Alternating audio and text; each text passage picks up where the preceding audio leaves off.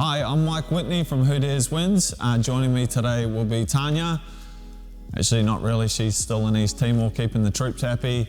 I have Donna Lindsay from P.A.D.S & Co. She'll be helping me out. She walked in the door, said, I want to be a fighter, and knocked all the business cards off the desk. I said, okay, maybe, but you're gonna have to help me with this video. So we're here at Bones MMA, pre-COVID lockdown. And I want to talk today about pad holding. So pad holding is the main training modality of Muay Thai, and the pad is a very unique tool to Muay Thai. It does cross over to some other combat sports, but predominantly it finds its home in a Muay Thai gym.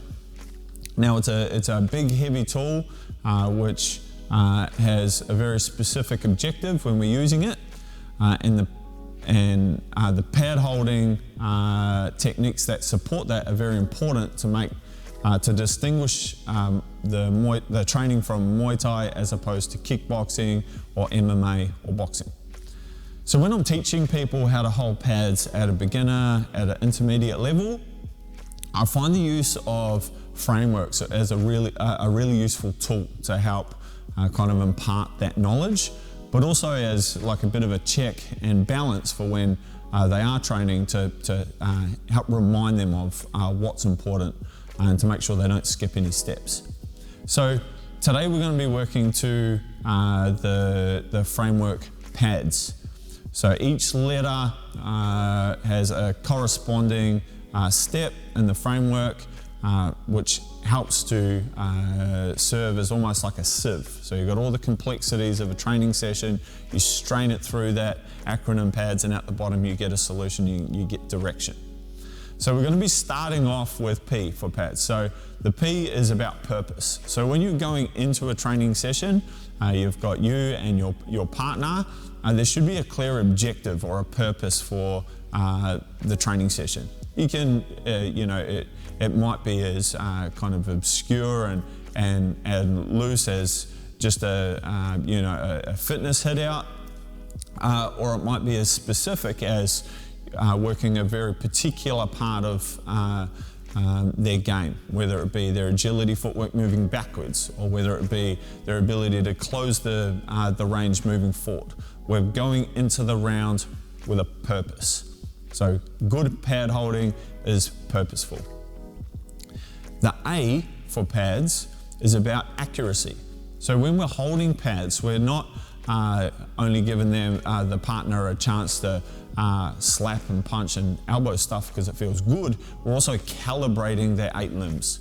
So we're providing the pads in a place which calibrates their weapons to where we want them to land. We're not training someone when they're throwing punches to punch my 2 bodyguards. We're training them to calibrate them in the crosshairs like sighting a rifle and punch straight down the pipe. Or to that end, when they're throwing a hook, we want to make sure that it's an accurate representation of a target, and then we're not meeting them halfway between me, the intended target, and them. When they're throwing a kick, we want to make sure that they're aiming for a very specific area, that they're developing accuracy with their kick. So they're aiming for the floating ribs, or they're aiming for the arms, or they're aiming for the thigh while avoiding all the hard bony stuff, which I don't have much of, but on other people that would be the hip, the knee, the elbow, etc. Accuracy. With moving forward, we look to ensure that that the distance is correct. Now, in regards to how this translates to pad holding, is making sure that we're not jamming up our training partner's punches, for instance, that we're not training them to box like a little T-Rex, that we're getting long and full extensions out of each punch. But also with our foot positioning, making sure that we're giving our training partner an opportunity to work true and realistic ranges. That we and giving them an opportunity to start at long range, to transition through to mid-range, where they can work their mid-range weapons, their hooks, their uppercuts, their rips, their long knees and their low kicks. And that we're giving them the opportunity to practice the close distance, so that we're inviting the clinch or initiating the clinch where they can work their elbows and their knees, and then transitioning back out. So D for distance is very important. S is for specificity.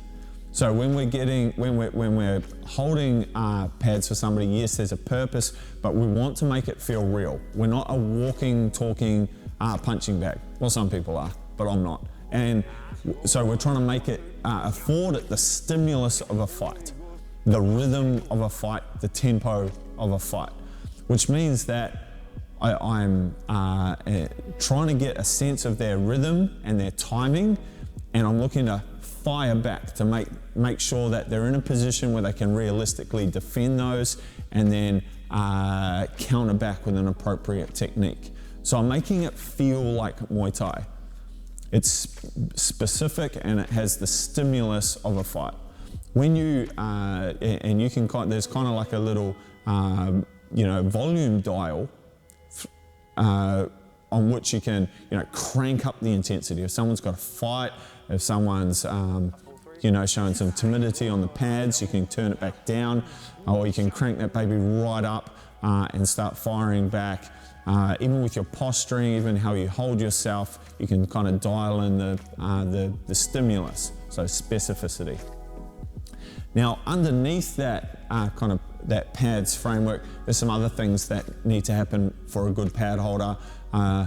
There's many more, but at a beginner and intermediate level, there's the need for honest two-way communication. You're not doing your training partner any favors if you're noticing mistakes and you're not providing feedback on those mistakes. Doing so, being honest and having that two-way communication also provides you the opportunity as the pad holder to reinforce your own learnings and develop your own understanding of Muay Thai.